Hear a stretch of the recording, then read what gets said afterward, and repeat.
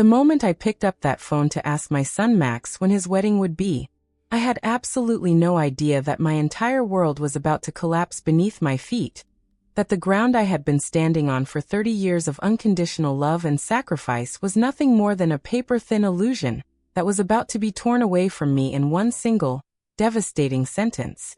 I remember that morning so clearly, the way the sunlight came through my kitchen window, the smell of coffee in the air, the quiet ordinary peace of a woman who believed, truly genuinely believed, that she was loved by her family, that all the years of giving and sacrificing and putting everyone else before herself had meant something, had built something real and unbreakable between her and her only child. I dialed Max's number the way I had done 1,000 times before, with a mother's easy confidence, with that comfortable certainty that comes from decades of being someone's most constant, most devoted, most reliable person, and I expected to hear his voice, warm and familiar, telling me about the wedding plans, maybe even saying, "Come over, Mom, we want you here for all of it." But before Max could even open his mouth, before he could say a single word, my daughter-in-law Lena turned and looked me directly in the eye, and with a smile so cold, so perfectly composed, so utterly without guilt or shame, she said the words that would split my life cleanly into two halves, everything before that moment, and everything broken after it. "Oh, we already got married. Yesterday. We only invited special people. That was it. That was all," she said. 7 words. And in those 7 words, she dismantled 30 years of a mother's love as casually as if she were talking about the weather, as if what she was saying wasn't the cruelest thing one human being could say to another, as if I wasn't standing right there in front of her, a real person with a real heart that was currently cracking straight down the middle. Special people. I kept hearing those words echoing inside my head, bouncing off the walls of my mind like something trapped and desperate. Special people, special people. And I thought about everything I had done for them, every single sacrifice I had made, every dollar I had given, every night I had worried, every prayer I had whispered for their happiness and their safety and their future. I thought about the $500 I had transferred every single month for 3 entire years without missing one single payment. Money I had taken from my own retirement savings, from the small careful pile of security my late husband had left me so that I could live my remaining years without fear. Money I had given freely and happily, because I told myself this is what love looks like. This is what mothers do. I thought about every piece of furniture sitting in their apartment. The sofa Lena was now casually resting on as she watched my face crumble. The dining table where they ate their meals. The bed where they slept every night in comfort. All of it chosen by me, paid for by me, delivered and assembled because I wanted them to have a beautiful home, because their happiness had somehow become more important to me than my own. I thought about all the times I had gone to the grocery store and filled bags with food for their refrigerator when they told me they had nothing left, all the times I had driven across town in the rain or the cold to make sure they wouldn't go hungry, all the times I had eaten whatever I had at home, plain and simple meals, so that the money I might have spent on myself could go to them instead. And now I was standing in my own living room, holding a phone that felt like it weighed 1,000 pounds, being told by the woman my son had chosen that I was not special, that on the most important day of my only child's life, there had been no place for me, no seat at the table, no moment where anyone had stopped and thought perhaps we should call her, perhaps she deserves to be here. Perhaps after everything she has given us she has earned this one thing. Back at my house, hanging in my closet, was a pale pink dress I had spent $200 on just weeks before. A dress I had driven to 3 different stores to find because I wanted it to be perfect, because I had spent hours imagining how I would look standing beside Max in the photographs, how I would feel watching him become a husband, how I would cry the good kind of tears that mothers cry when they see their children step into the fullness of their lives. Those photographs would never exist. That moment would never come.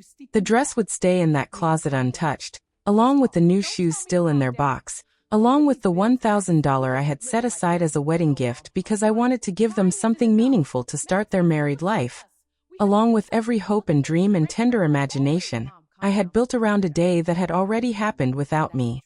Max finally lifted his eyes from the floor, and the look on his face was not remorse. It was not the face of a man who understood what he had done to his mother. It was something worse than that.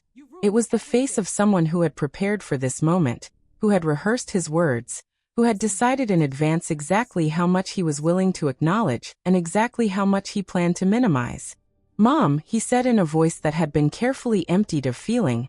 It was an intimate thing, very small, just the two of us and the witnesses. And I want you to understand how those words felt. I want you to really sit with the specific cruelty of hearing your child describe the day that should have been one of the greatest of your shared lives together as simply a small thing, an intimate thing, a thing that by its very nature had no room for the woman who had given him life. But I already knew it was a lie, because I had seen the photographs on social media, photographs that had been posted publicly for the world to see. And in those photographs I saw everything I had been excluded from with such deliberate, calculated precision. I saw Lena's parents standing proudly beside their daughter and her new husband. I saw her siblings laughing and clinking champagne glasses together in celebration. I saw Lena in a beautiful white dress, a dress that I had unwittingly helped to pay for with the $800 I had given her just the month before for what she had called personal expenses. And I remember how she had thanked me so warmly, so convincingly. How she had hugged me and said, "What would we do without you, Renata?" And I had felt so needed, so valued, so certain that my generosity was building something between us. It had not been building anything at all. Every dollar I gave them had simply disappeared into the life they were constructing for themselves. A life with room for Lena's family. A life with room for friends and celebrations and champagne toasts. A life full enough and rich enough and happy enough. Built almost entirely on my money. But somehow, impossibly, with no room in it for me. I saw everything I was never supposed to see, and the knowing of it settled into my chest like something heavy and cold and permanent. Not just the pain of being excluded from one day, but the sudden terrible understanding of what that exclusion meant, what it said about how they truly saw me, what it revealed about the relationship I had believed in so completely and for so very long. For weeks leading up to that moment, I had lived in a kind of happy anticipation, calling Diana in Chicago to share the news, telling my neighbor Eleanor that Max was getting married, cleaning my house until it gleamed because I imagined them coming over after the ceremony, sitting at my table, eating the food I would have made with so much love, all of us together the way families are supposed to be together on days that matter. None of that happened. None of it would ever happen. And the grief of losing not just the day itself but the entire vision of what that day was supposed to be. The grief of understanding that the family I had believed in was in some essential way a story I had been telling myself. That grief was something I had no words for then and still struggle to fully describe now. Then exactly 1 week later, 7 days, just 7 short days after the most humiliating and heartbreaking moment of my life, my phone rang and it was Lena. But it was not the Lena who had looked me in the eye with that cold, composed smile and told me I was not special. It was a different Lena entirely. A Lena whose voice was trembling. A Lena who sounded desperate and small and afraid. "Renata," she said, "the rent is overdue. The landlord is pressuring us and says if we don't pay this week he will kick us out. You forgot to make the transfer." And the way she said it, the way she framed it as my forgetting, as if the problem was simply a matter of a missed bank transfer, as if the week that had passed between her devastating cruelty and this phone call had contained nothing worth acknowledging or apologizing for. I was silent for a long moment, and in that silence I let myself feel everything I had been pushing down since the moment she had said those words to my face. I let myself remember every transfer I had made, every sacrifice that had funded their comfortable life, every time I had put their needs above my own without ever being asked to, without ever being thanked in any way that felt real or lasting or genuine, and with a calm that surprised even me. A calm that came from somewhere deeper than I had known I was capable of reaching. I said, "Lena, didn't I warn you that I only help special people?" And the silence that followed those words was the most profound silence I had ever heard, deep and total and stretching out between us like something vast and irreversible. For the first time in 3 years of quietly absorbing every dismissal and every slight and every small cruelty, it was not me who was trembling in that silence. It was her. And I noticed that. I held on to that. I let it mean what it meant, which was that even she understood on some level what she had done. Even she could feel the specific justice of having her own words turned gently but firmly back upon her. She stammered through an explanation that was really just another performance, telling me that they had always been special to me, that I was like a second mother to her. And I recognized those words immediately. I had heard versions of them so many times before, always in moments when she needed something, always delivered in that particular warm and intimate voice she reserved exclusively for the times when my wallet was the destination. For so many years I had lived under the weight of a feeling I couldn't quite name, this constant sense of walking on eggshells around the people I loved most, weighing every word before I spoke it, measuring every gift to make sure it was generous enough, but not so generous it seemed desperate, wondering constantly whether my presence was welcome or merely tolerated, whether the love I felt for them was something they valued, or simply something they found occasionally useful. I was the perfect mother-in-law, the obliging one, the one who never complained, who never demanded anything in return, who showed up with food when they were struggling and money when they were short and time and energy and emotional support whenever any of it was needed. And I had believed, genuinely and completely believed, that this was what love required of me. That giving without condition was how you earned your place in a family. But those 4 words, only special people, had cracked something open inside me that I could not close back up again, had let in a light that was painful but necessary, had forced me to see clearly for the first time what the dynamic between us had always really been. Not a family built on mutual love and respect, but a transaction built on my unlimited willingness to give and their complete freedom to take. I had calculated it all out in careful numbers on my kitchen table, the $500 a month for rent multiplied by 36 months equaling $18,000, the groceries and household supplies averaging $200 a month equaling another $7,200, the birthday gifts and Christmas gifts and anniversary gifts adding up to at least $3,000, the medical emergencies I had covered without hesitation totaling $800, the car loan they had never repaid of $2,500, the air conditioner repair I had funded without being asked, at $600, the living room furniture at $1,200, $33,400. I sat with that number for a long time. I let it be real. I let it represent what it actually represented, which was not just money, was not just a financial figure on a piece of paper, but years of my life, years of my retirement security, years of the careful quiet provision my husband had made for my comfort and peace, all of it poured into the lives of 2 people who had ultimately decided that I was not worth a seat at their wedding table. And something in me that had been sleeping for far too long finally woke up. Not with anger exactly, though there was anger in it, not with bitterness exactly, though there was some of that too, but with something clearer and colder and more necessary than either of those things, with the simple, solid, unshakable recognition that I had been wrong, that the way I had been living was not love. It was erasure. It was the slow disappearance of a woman who had mistaken sacrifice for worthiness. I went to my bank that same afternoon, and I asked Mr. Klein, the branch manager who had processed every single one of my transfers, and who had watched my account steadily drain over 3 years with a concern he had never felt it was his place to express. I asked him to cancel every automatic transfer, every scheduled payment, every financial thread that connected my resources to their comfort, and when he asked with genuine worry whether something had happened, I told him simply that I had finally opened my eyes. While he processed the paperwork, my phone rang over and over, Max, then Lena, then Max again, as if they had some internal alarm system that fired the moment their supply of money was threatened. And I sat in that bank chair watching the names light up on my screen, and I felt something I had not felt in a very long time. I felt completely and entirely at peace with doing absolutely nothing in response, with letting them call, with letting the silence speak for me. When I walked out of that bank into the afternoon air, I felt lighter than I had felt in years, genuinely lighter, as if something heavy had been lifted from my shoulders and left behind on Mr. Klein's desk. And I walked to my car and sat in it for a moment before starting the engine, just breathing, just feeling the unfamiliar but unmistakable sensation of a woman who has finally stopped carrying what was never hers to carry.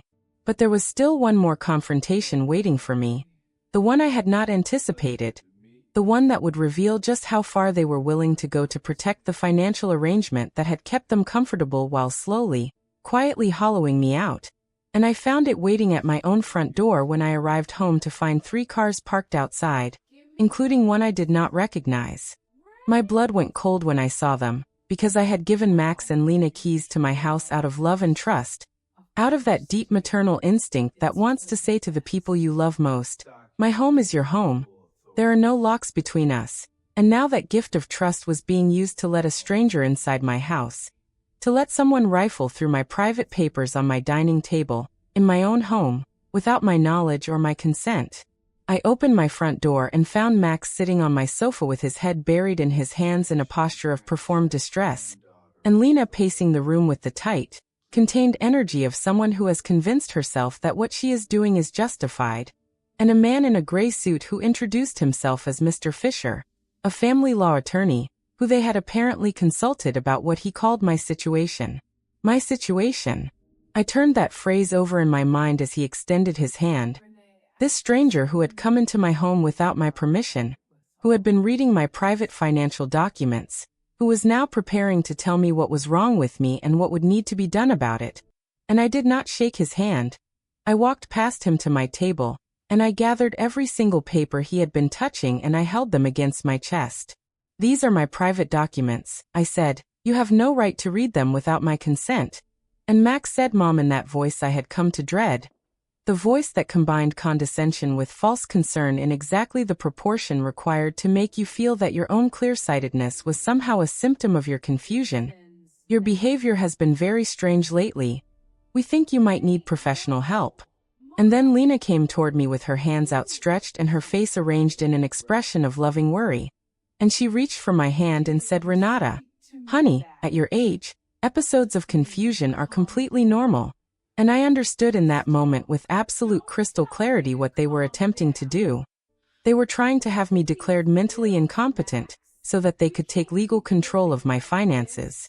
The same woman who had looked me in the eye and told me I was not special enough to attend her wedding was now standing in my living room trying to convince a lawyer that I was too confused and too fragile to be trusted with my own money. And there was something so perfectly, so grotesquely revealing about that sequence of events that I almost wanted to laugh. Except that there was nothing funny about it. It was simply the full picture finally showing itself. "I am not confused," I said, and my voice was so steady, so completely certain, that it seemed to briefly startle all 3 of them into silence. "I am clearer than I have been in many years, and you are all going to leave my house right now." And Mr. Fisher tried once more with his professional reasonableness, placing a folder on my table, a power of attorney document. "Temporary," he said, "just until you feel better." I picked that folder up and I dropped it directly into the trash can, and the sound it made when it hit the bottom was one of the most satisfying sounds I had ever heard in my life. And Lena finally stopped pretending, finally dropped the performance of loving concern, and looked at me with the cold, unguarded face of someone who has decided they no longer need to hide what they really want. "You can't do this to us, Renata," she said. "We were counting on you. We made plans based on your support. We bought things. We took on financial obligations because we knew we could count on you." And every word she said was true. They had made plans based on my money. They had built a life on the assumption that I would always be there, always giving, always available, always willing, never demanding anything real in return. And then she said it, the truest and most revealing thing she had ever said to me in 3 years. The sentence that stripped away every pretense and every performance and showed me exactly how they had seen me all along. "Everything you have will belong to us one day anyway," she said. "We are just speeding up the process." And I heard those words and I felt them land, and I understood that to them I was already gone. I was not their mother. I was not their family. I was not a person with feelings and dreams and a life still worth living. I was an inheritance with a heartbeat, a financial resource that had developed an inconvenient sense of self-preservation. An ATM with legs that had suddenly and inexplicably stopped dispensing. And the problem they had brought a lawyer to solve was not my confusion but my awakening. "Get out," I said, quietly and completely, and with a finality I had never managed before in all the years of quietly accepting their treatment of me. And Max stood up with the wounded, childlike expression of a man who has never truly been told no by his mother. And he tried one more time, listing the rent and the car payments and the credit card I had co-signed, all the financial tentacles that connected us. as if those obligations were reasons I should continue regardless of everything else. And before he walked out the door, he turned to me and said the words I think he believed would devastate me. The warning he thought would send me running back to the old arrangement. "Mom, this is going to end very badly for you. You are going to end up completely alone with no one to take care of you when you really need it." And I looked at my son, my only child, the person for whom I had given up so much of myself, and I felt sad for him, genuinely sad for who he had become. "Max," I said softly, "I am already alone. The difference is that now it is by my own choice and not by your neglect." And I closed the door, and the silence that filled my house in the wake of their leaving was the most complete and beautiful silence I had ever experienced. The silence of a woman who has finally, after far too long, chosen herself. That night I could not sleep, but it was not grief keeping me awake. It was something I could only describe as electricity, as aliveness, as the strange and unfamiliar sensation of a woman who has been slowly disappearing for years suddenly feeling herself becoming solid and real and present again. Lying in the dark and feeling her own heartbeat and recognizing it as something worth protecting. I lay there and I thought about all the things I had not done in 3 years because I was always available for their needs, the trips I had planned and then canceled, the friends I had slowly lost touch with because every weekend and every holiday was organized around Max and Lena's schedule and their preferences and their comfort, the hobbies I had quietly set aside, because every dollar I spent on myself felt like a dollar taken from their certainty. I thought about the woman I had been before all of this, before I had begun the slow process of making myself smaller and quieter, and less demanding so that they would never feel burdened by my presence. Before I had learned to apologize for needing things, before I had internalized the terrible belief that love must be purchased and maintained through constant, unconditional financial generosity with nothing given or expected in return. And I made a decision lying there in the dark of my bedroom. I made it quietly and completely and without drama. I decided that whatever years I had left, whether they were few or many, whether my son ever came back to me with genuine remorse or whether he did not, those years were going to belong to me. I was going to live them as a full person, as a woman with desires and preferences, and the absolute right to spend her own money on her own life. At 6 o'clock the next morning I was dressed and sitting in the waiting room of attorney Mr. Weber's office, a man I had first met years ago when handling my husband's estate, a man with a reputation for integrity and for genuinely protecting the interests of the people who came to him for help. And when I told him everything that had happened, he listened without interrupting, and when I finished he looked at me steadily, and said something that made the fear I had been carrying finally loosen its grip. "What your children attempted yesterday has a name," he said. "It is called elder financial abuse. It is recognized as a serious crime.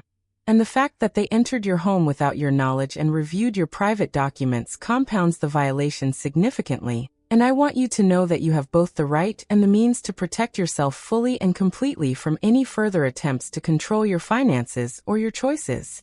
We spent 3 hours going through my records together, and when Mr. Weber added up the total and arrived at $33,400, he was quiet for a long moment, and then he said with a kind of gentle sadness, "Mrs. Richter, with this money you could have traveled to every place you ever dreamed of visiting.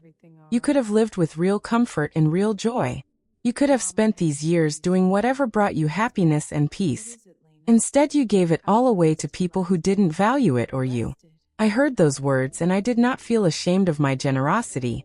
I want to be clear about that, because the generosity itself was real, and it came from a real place of love.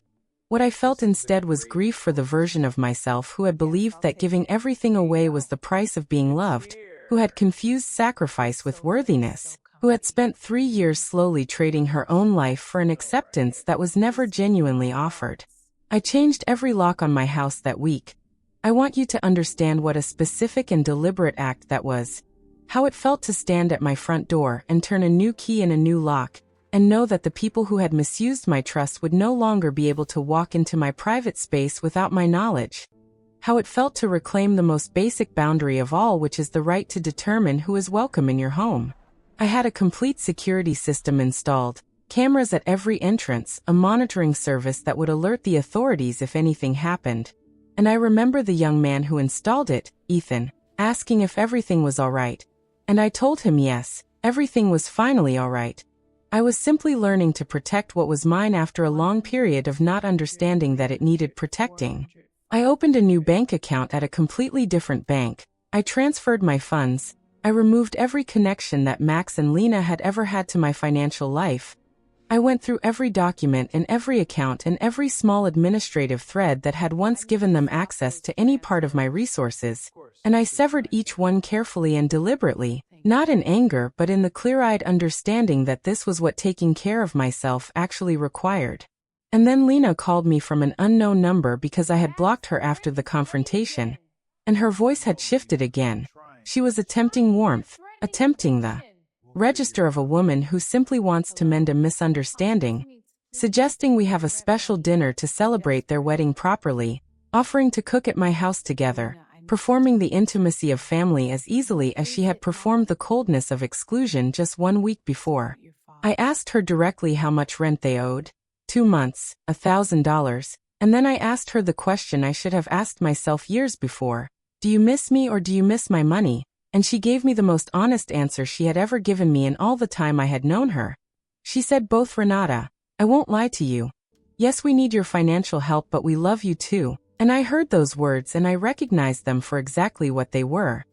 Not love that had been present all along and simply expressed imperfectly, not the awkward genuine affection of people who care but don't know how to show it, but conditional regard, transactional warmth, the specific kind of fondness that requires a person to keep giving in order to keep receiving it, the kind that disappears the moment the giving stops and reappears the moment the giving might resume. Not love at all really, just a very sophisticated form of need.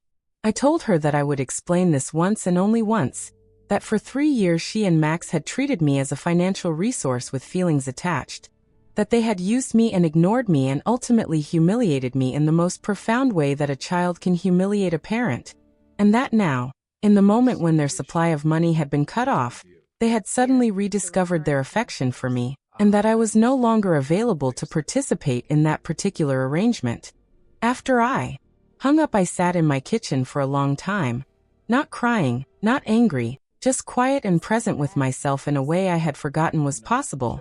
Just a woman sitting in her own kitchen in the middle of her own ordinary afternoon, with nowhere she was required to be and nothing she was required to provide and no performance of patience or gratitude or emotional availability she was required to put on for anyone else's benefit. That afternoon I went to the beauty salon for the first time in over a year. I had always been canceling my appointments because something always came up, some emergency of theirs, some need that superseded my small personal indulgence. And Cynthia, my hairstylist, said, "Mrs. Richter, what a surprise, I thought you had forgotten us." And I told her I hadn't forgotten. I had simply forgotten that I also deserved to be taken care of. While Cynthia worked on my hair, I found myself having a conversation. A real conversation, the kind I had not had in a long time. Not about Max and Lena's needs or their problems or their financial situation. Just a conversation between two people about their lives and their thoughts and the small daily texture of being alive. And I realized how much I had missed that. How much of my conversational life had been consumed by the ongoing project of managing my son's existence. When she finished, she turned me toward the mirror and said, "You look beautiful, Mrs. Richter. But more than that, you look free. Did something good happen?" And I looked at my own face in that mirror. The same face I had been looking at my whole life. The same tired eyes and earned wrinkles, but with something different behind them now, something that looked like relief, like the expression of a person who has finally been allowed to put down something very heavy. "Yes, Cynthia," I told her, "I finally learned to say no." And those words, so simple and so small, felt like the most significant thing I had said in years. Not because no is such a powerful word in itself, but because of everything it represented for me in that moment. All the years of yes that had preceded it. All the small surrenders and quiet acceptances that had accumulated into a life that barely resembled what I had wanted or deserved.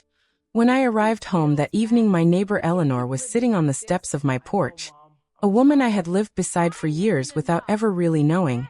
And she explained that she had heard the raised voices the day before and had been worried about me. And I invited her in for coffee and I told her everything from the beginning. From the first transfer to the secret wedding to the lawyer in the gray suit, and the power of attorney I had dropped into the trash. She listened to all of it, without interrupting, and when I finished her eyes were full of tears, and she told me that she had been through something similar with her own daughter 5 years before, that she had also believed for too long that her financial generosity was an expression of love rather than a substitution for the harder work of setting boundaries and demanding to be treated with dignity, that she had also eventually had to make the same painful and necessary choice. "What happened with your daughter?" I asked her, and she said she had cut off the money when she finally accepted that her daughter only called when she needed something, and that at first it had been terrible, the accusations and the emotional manipulation and the guilt that pressed down on her from all sides, but that after 6 months her daughter had called, genuinely called, not to ask for anything but simply to say, "I am sorry, I didn't understand what I was doing. I want to try again. Do you think Max will do the same?" I asked, and Eleanor was honest with me in the way that only someone who has lived through something similar can be honest. She said, "Maybe, Renata, maybe he will come to understand what he had and what he threw away, or maybe he will not. Maybe the shock of losing access to your support will push him toward reflection, or maybe it will push him toward resentment. And the truth is that neither of those outcomes is something you can control or predict or be responsible for. Your responsibility now," she said, "is to live your own life." And those 4 words landed in me like something I had needed to hear for a very long time. Not your responsibility to fix this. Not your responsibility to wait and hope and make yourself available in case he decides to come back. But your responsibility to yourself, to the years you have left, to the woman you have always been underneath all the giving and the sacrificing, and the making yourself small. That night I went to bed thinking about myself, about my plans, about the things I wanted to do and the places I had always wanted to see and the friendships I had let go quiet during the years when Max and Lena had consumed so much of my emotional and practical energy. And I fell asleep with something I can only describe as a kind of tender excitement, the feeling of a person who has just remembered that her life is still hers, that it is not too late. In the days that followed I began the quiet work of rebuilding, not dramatically, not with grand gestures, but in the small accumulating way that real change actually happens. I called Diana in Chicago and told her the whole story. I re-established contact with friends I had been too consumed by Max and Lena's life to properly maintain. I started going for walks in the morning not to get somewhere but simply because I wanted to, because the pleasure of moving through the world without an agenda felt like something worth reclaiming. I called my sister Diana and she listened, and when I finished she said, "Renata, I need to tell you something I have been holding for a long time." She said that over the years as I had told her story after story about what I was doing for Max and Lena, she had wanted to say something but had not known how. She had watched from a distance as her sister poured herself out and received so little in return, and had been afraid that if she spoke up she would damage what little connection we still had. But now she said it plainly. She said, "I am proud of you. I am more proud of you for making this decision than I have been of anything in a long time. Because it is hard to stop giving when giving has become your identity. It is hard to choose yourself when you have spent years believing that choosing yourself is selfish. It is hard to look at the people you love and say no more, not because you have stopped loving them, but because you have finally started loving yourself." And she was right. It was hard. There is nothing simple or painless about the process of reclaiming yourself after years of giving yourself away. There are moments of doubt, moments when the old guilt rises up and asks whether you are being cruel, whether you are abandoning your son, whether the right thing is to forgive everything and go back, to make the call and say, "I will keep helping you. I will keep showing up. I cannot bear for us to be estranged." But then I remember those 7 words, "only invited special people." And the memory of them is not a wound anymore. It has become something else, something more like a compass. It has become the thing I return to when the doubt gets loud, when the old trained habit of self-erasure tries to reassert itself, when I am tempted to believe that my love requires me to accept any treatment and maintain any arrangement regardless of what it costs me. Because what those 7 words actually told me, what they revealed in their casual cruelty, was not that I was unimportant to them, but that I had been important in exactly the wrong way. I had been important as a resource, as a reliable source of financial support, as the person who could always be counted on to show up with money when the money ran out, but not as a person, not as a woman with feelings and needs. and the absolute basic human right to be treated with dignity. And I want to say something to every person watching this who recognizes something of their own story in mine, who knows the particular exhaustion of giving and giving and giving in the hope that eventually the giving will be enough, in the hope that eventually the people you love will see you, really see you, not as what you provide but as who you are. I want to say that recognition is real, that exhaustion is real, and that what happened to me can happen to anyone who loves deeply and sets no limits. Because the problem is never the love itself, the love is real. The love I had for Max was as real and as complete as any love a mother has ever felt for her child. The problem is what we are sometimes taught love requires of us. The idea that love means never saying no. That love means being available without limit. That love means measuring your commitment by how much you are willing to sacrifice of yourself and asking nothing in return. That is not love, or rather, it is love without reciprocity, love without boundary, love that has been quietly transformed over time into something that serves the needs of the person receiving it while slowly, consistently diminishing the person who gives it. And the person who gives it often doesn't notice what is happening until something as stark and undeniable as a secret wedding forces the reality into plain sight. 3 months after that afternoon at Mr. Weber's office, I received a letter from Max, not a text message, not a phone call, but an actual letter written by hand on paper, and when I saw the handwriting on the envelope I held it for a long time before opening it because I did not know what I wanted it to say. I did not know if I wanted an apology or an explanation or simply acknowledgement of everything that had happened between us.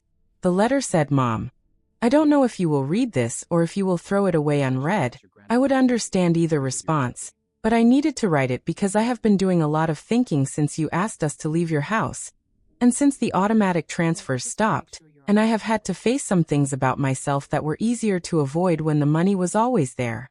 He wrote that since the financial support had ended and they had been forced to manage on their own, he had begun to see clearly for the first time just how much he had relied on me, and just how little he had given in return, not just financially but in every other way. He had begun to understand that what I had offered him over those 3 years was not just money but time and thought and care and love, and that he had accepted all of it as if it were simply his due, as if it cost me nothing, as if I were not a person in my own right with my own needs and my own life. He wrote about Lena separately from himself, carefully, taking responsibility for his own choices rather than hiding behind her decisions.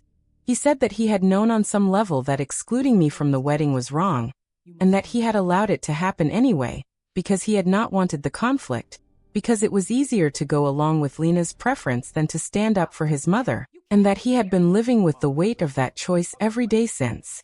I read that letter 3 times and then I set it on my kitchen table and I made myself a cup of tea and I sat with it, not rushing to respond, not immediately reaching for the phone to call him and say it is all right, I forgive you, everything is fine, because it was not yet fine and it was not yet all right, and the speed with which I had always rushed to smooth things over and restore comfort had been part of the pattern I was trying to change.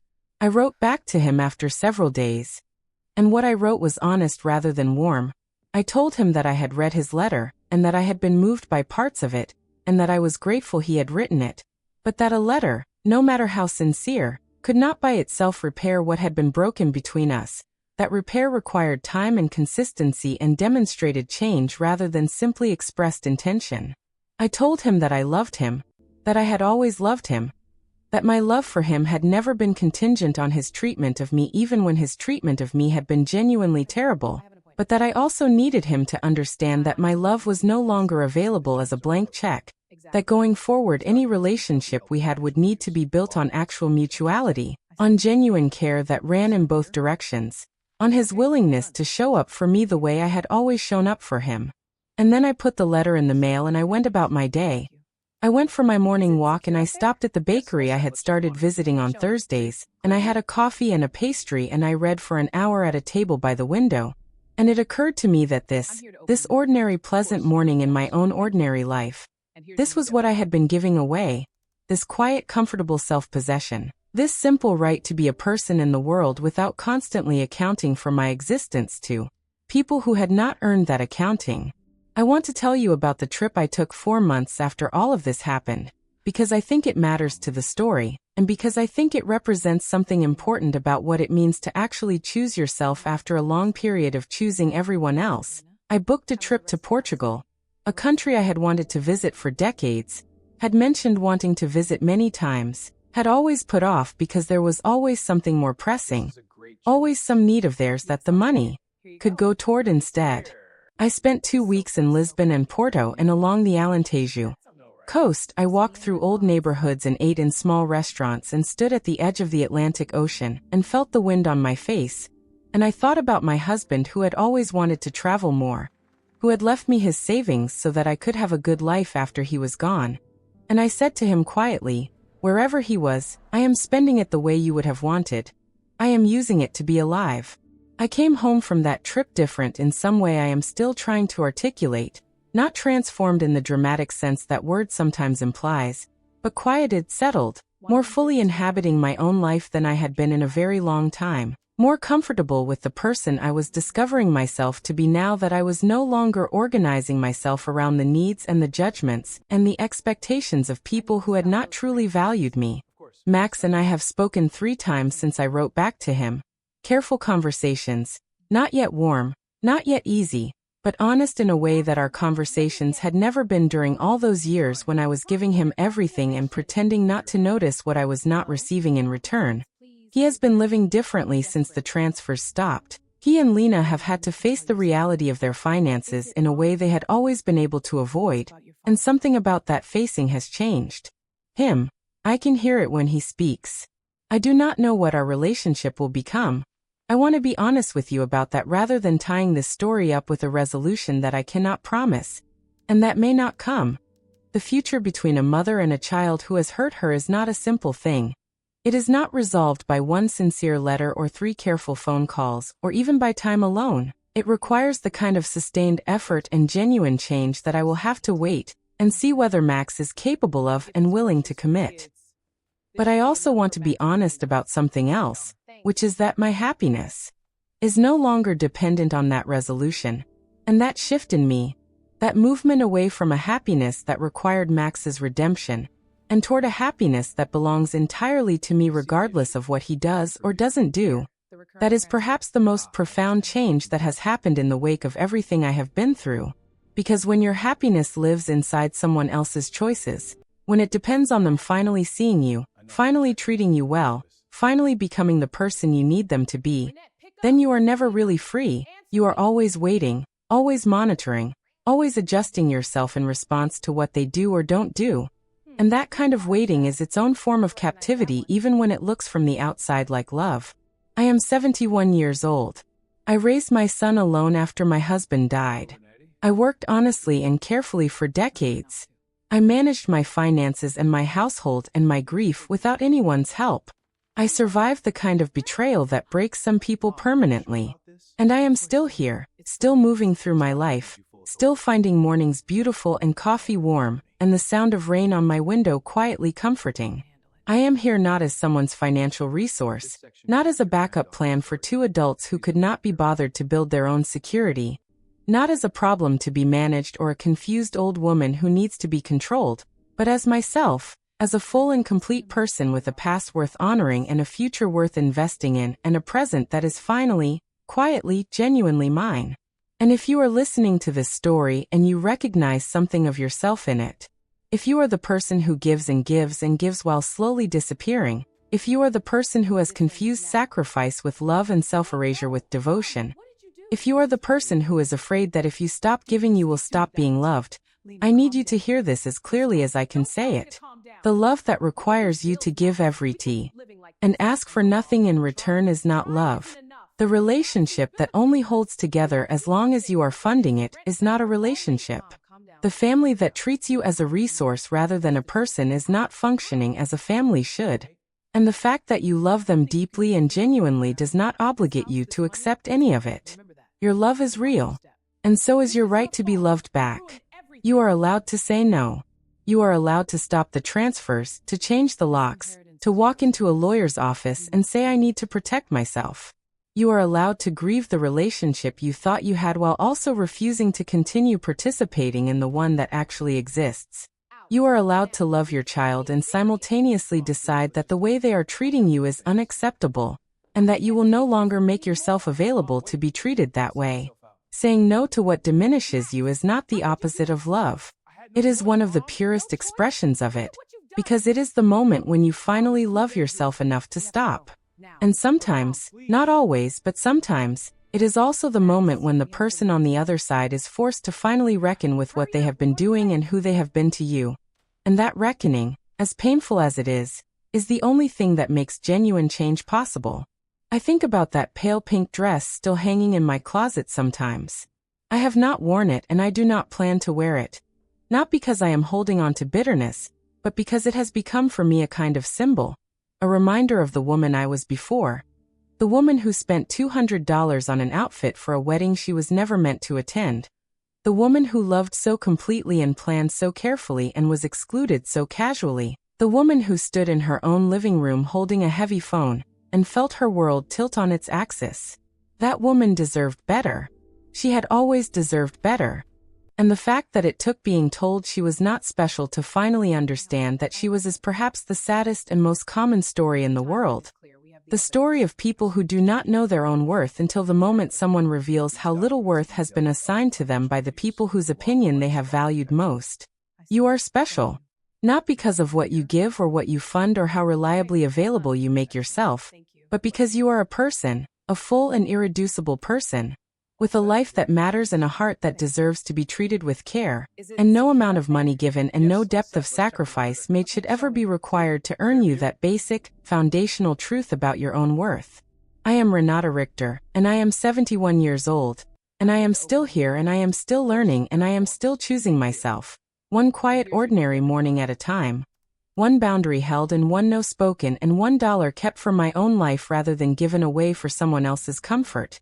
And if my story has reached you in some way, if it has given you even one small moment of recognition or courage or permission, then the telling of it has been worth everything. Because we are all of us deserving of love that does not cost us ourselves. And it is never, never too late to begin the work of believing that.